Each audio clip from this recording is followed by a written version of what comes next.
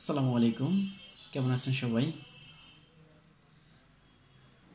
শেখ হাসিনা পালানোর এতদিন পর আওয়ামী লীগের কিছু অনলাইন গুজব সেল, যারা এতদিন গুজব চালিয়ে আসছিল সরকারি অর্থায়নে, তারা এখন নতুন করে কিছু গুজব শুরু করছিল যে সকল উপদেষ্টা পালিয়ে গেছে, সবাই পালিয়ে গেছে।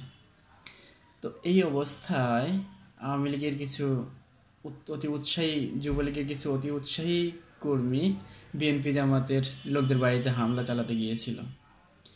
খুবই সিগনিফিক্যান্ট বিষয় যে এখন পর্যন্ত তারা ক্ষমতার কোনো আভাস পাইল না।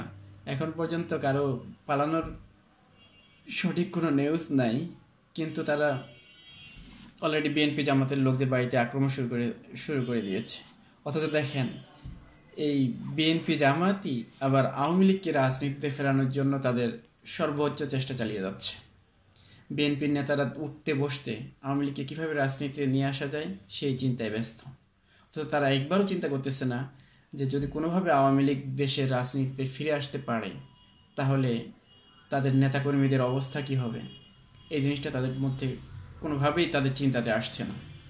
এটা আমাদের জন্য খুবই দুঃখজনক যে যেসব নেতাকর্মী এত বছর জুলুম নির্যাতনের শিকার হয়েছিলেন, যারা এত বছর ধরে আওয়ামী লীগের নির্মম নির্যাতনের শিকার হয়েছিলেন, তাদের কথা মাথায় না রেখে, তাদের চিন্তা না করে নেতারা তাদের ক্ষুদ্র রাজনৈতিক স্বার্থ সিদ্ধির জন্য এ ধরনের কর্মকাণ্ড চালিয়ে যাচ্ছে।